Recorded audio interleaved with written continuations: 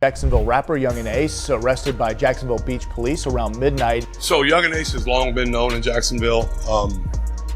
We are consistently monitoring those groups. We have people that are always watching them. Yeah, we good after that. We gotta go to the back. You gonna get the camera with you. Step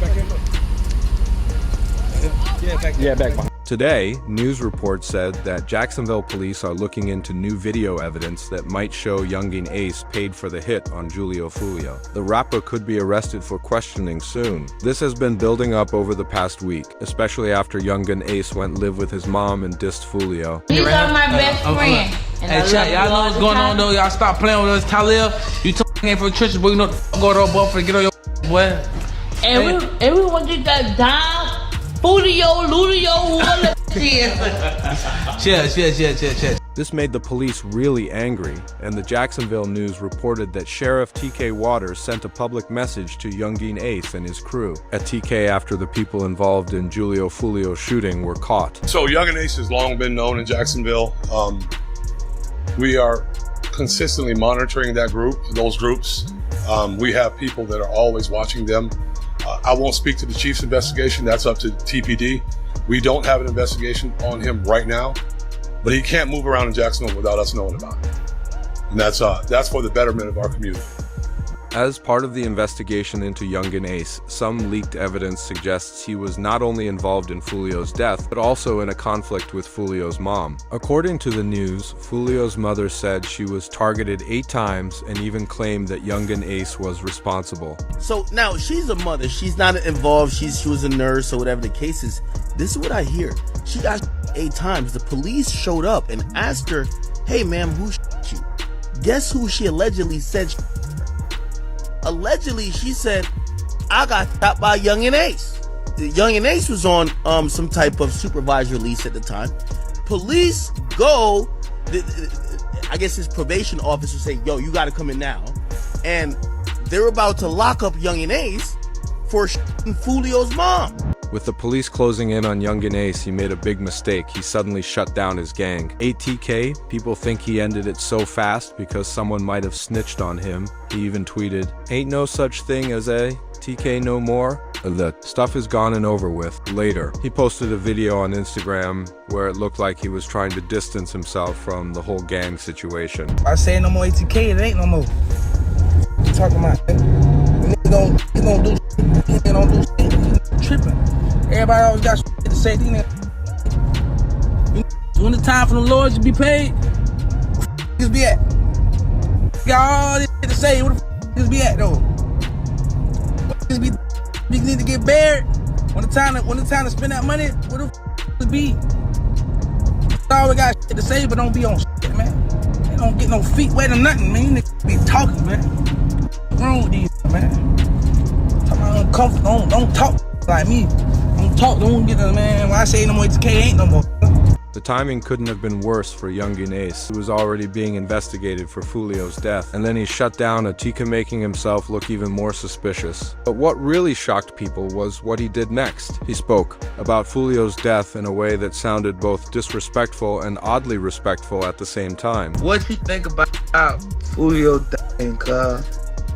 That's sad. Twin, I ain't gonna lie, bro. Y'all boys in the street, y'all didn't leave the streets alone, twin. All condone is that. But y'all just gotta, it's so funny cause me, bro, like we cool, like we was cool and shit. Me and him, like we cool. I was just, so funny, I was just talking to them, I'm like, bro, you gotta stay out the way, bro, you know, love y'all here, like stay out the way, rich. Like, you know, I with your rich, stay out the way. Because of all this, the police released new evidence claiming that Yungeen Ace paid 5 hitmen named Alicia, Isaiah, Sean, Rashad, and Avon. Now, the police are trying to get these people to snitch on Ace since they believe he was the main mastermind. It got even more serious when the police started canceling all of his concerts, which could hurt his money and make it harder for him to pay for a good lawyer. Jacksonville police and shit. I don't know how they be doing it, but they always call around and cancel my shows. What's up with y'all? What's going on? Why y'all want to cancel my show? I don't even live there in Jacksonville. Why y'all want to cancel my show? Why y'all trying to my money? Yeah, man, y'all trying to my life. Cause y'all worry about what I got going on. I ain't fucking with y'all. Y'all canceled all my shows, but I just had a show in Tampa. Y'all got my show canceled in Tampa. I had a show in Virginia. I called, got my show canceled up. I had a show in Gainesville. I canceled my show in Gainesville before. Daytona. You feel me? Like, what's really going on? The police started canceling Yungeen Ace's concerts for one big reason. A leaked video went viral showing a Jacksonville rapper admitting they targeted Foolio because Yungeen Ace offered $10,000 for the hit. Hey, on everything I love, bro. On the homies, bro. I put it on everything on my soul, on my kids. I'm the one that smacked Julio Foolio that night when he got at his birthday celebration, bro. You feel me? I ain't gonna show my face and give my identity away or nothing like that, but you know, I did that, you feel me? It was money on his head, you feel me?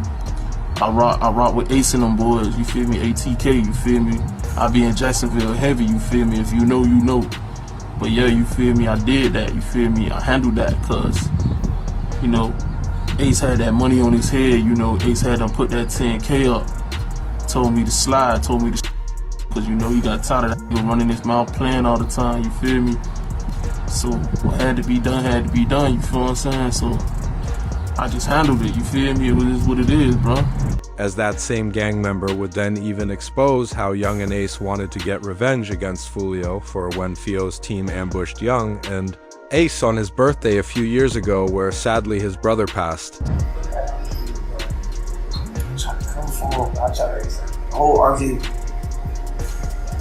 I'm trying to RJ open the door. I open the door, I'm pushing him out. I'm like, I got you. Yeah, grab a shirt. I can't move. He tell me he can't move. I jump out the car.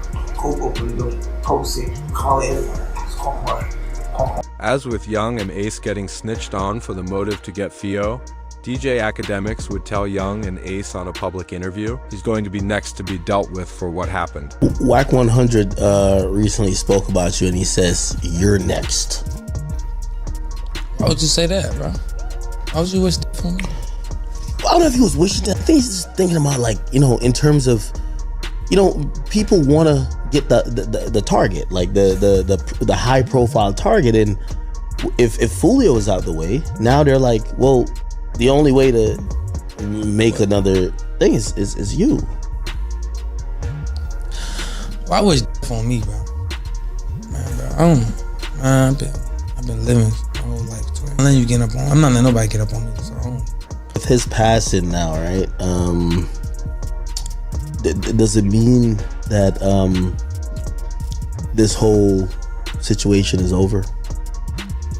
There's never no situation. With all this new evidence coming out in the Foolio case, the police have now submitted everything to the court to reopen it. I found the file, and inside a new folder, they included never-before-seen details about Foolio's death. Here's what? It says, Julio Foolio, born June 21st, 1998, was ambushed by rival gang members on a Sunday morning in Tampa. What was meant to be a fun birthday weekend turned into a tragedy, all because of social media. Foolio and his crew rented an Airbnb, and after they got there, he posted the location on his Instagram story. Hey, the pool party start today at 5, 6 o'clock. If you already got the address, pull up, man. You got the address, pull up. If you need the address, DM me right now. The pool party start at 5, 6 o'clock. DM me for the address or DM Foolio booking ESPN. I'm gonna put it right here. We just got here, bruh. You got to add it. You got to add it, man. Push up. We just got to this bit. Tampa, Florida, man. You already got to add it to the pool party. Push up at 5:30, man.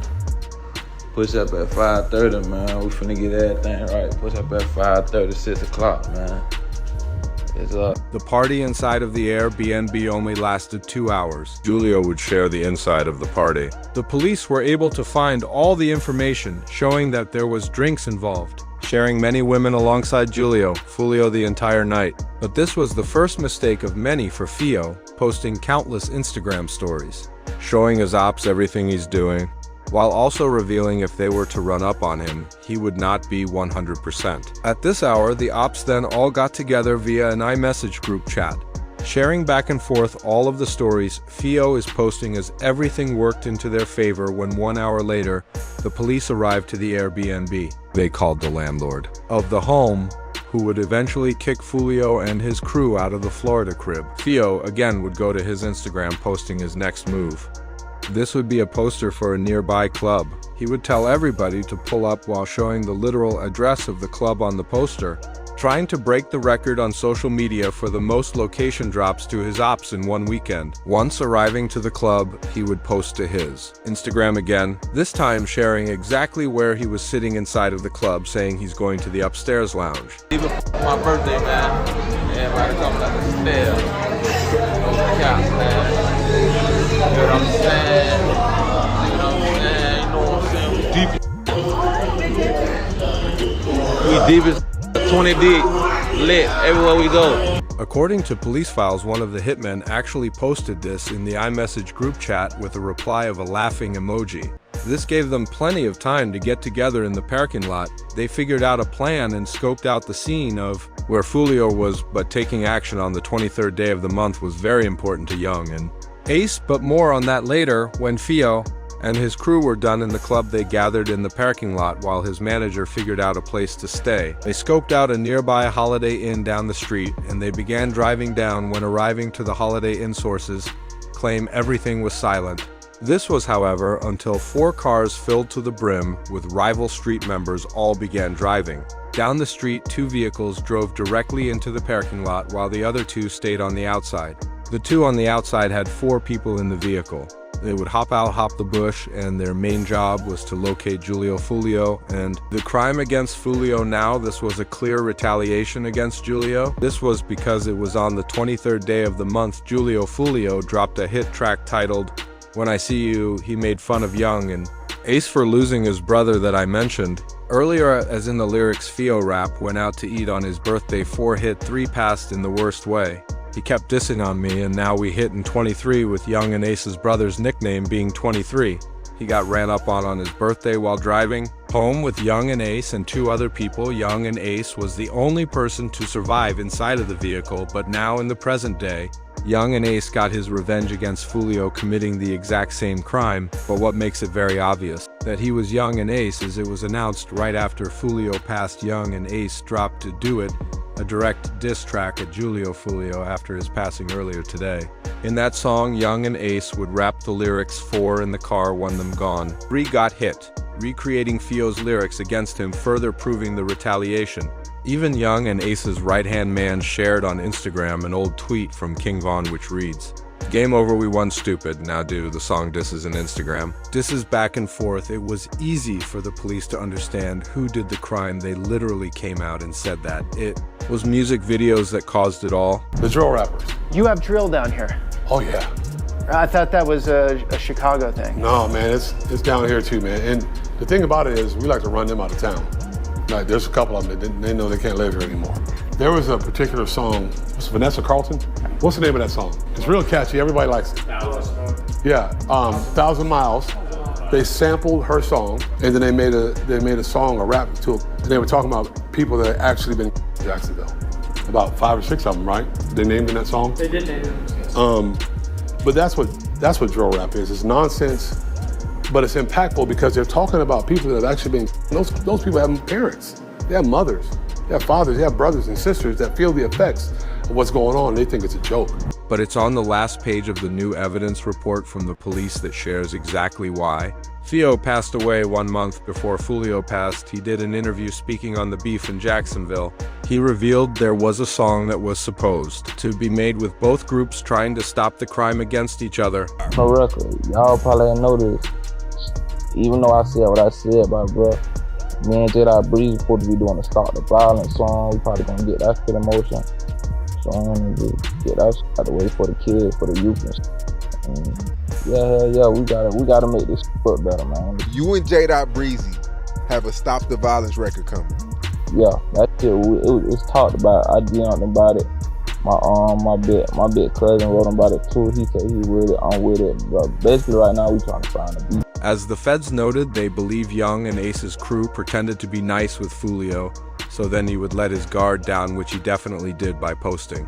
40 Instagram stories of his location on his birthday, and they were able to get him very easily. But then it was noted about the passing of Yungeen Ace's best friend, a TK Mitch. Now, in April 2022, officers saw Julio Foolio driving a Dodge Durango with an illegal window tint. They pulled Foolio over to ask questions when suddenly a prosecutor showed up. Now things got very odd. The prosecutor even searched Fio's vehicle illegally, and he was forced to tell the officers who he was after. Hearing who Fio was, he was taken into the police patrol car, and he was questioned about the passing of a TK Mitch. Alright, so I ain't want to bring it up. I know you're going to be upset.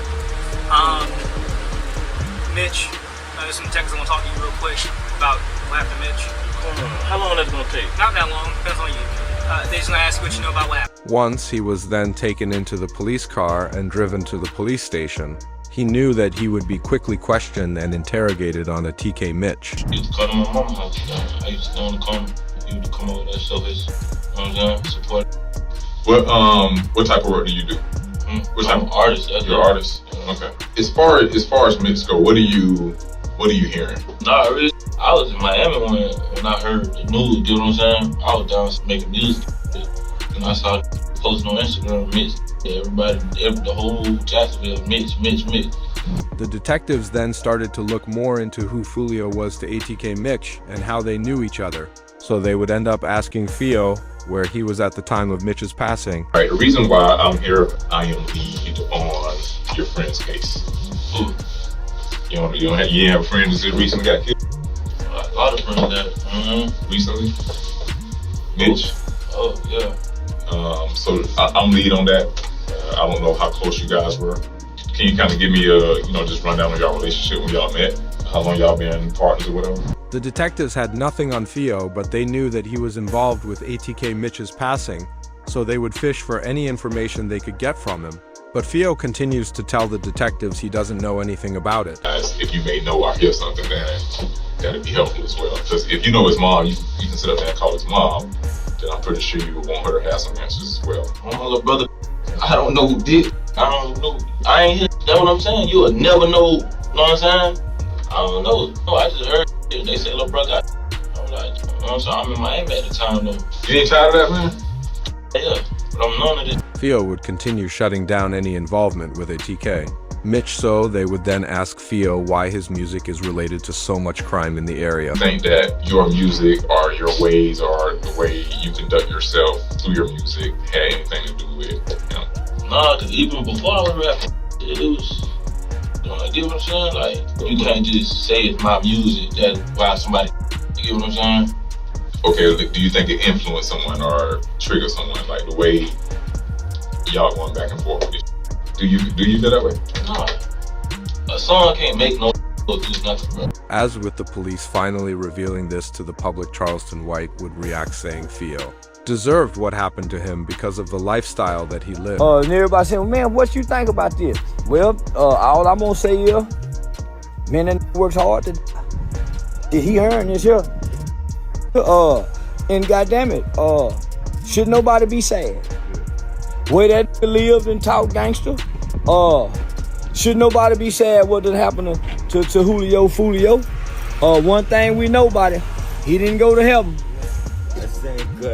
Yeah, now one thing about it, he ain't in heaven. Nah, wait, that boy, he had all the time in the world to apologize to them people. He was going to the graveyard, rapping at the graveyard. Man, that was making people mama cry. It's some people relieved, wiping their forehead saying, ooh, Lord, thank you. And then there's some people crying, saying, oh, we gonna miss one leg, one foot.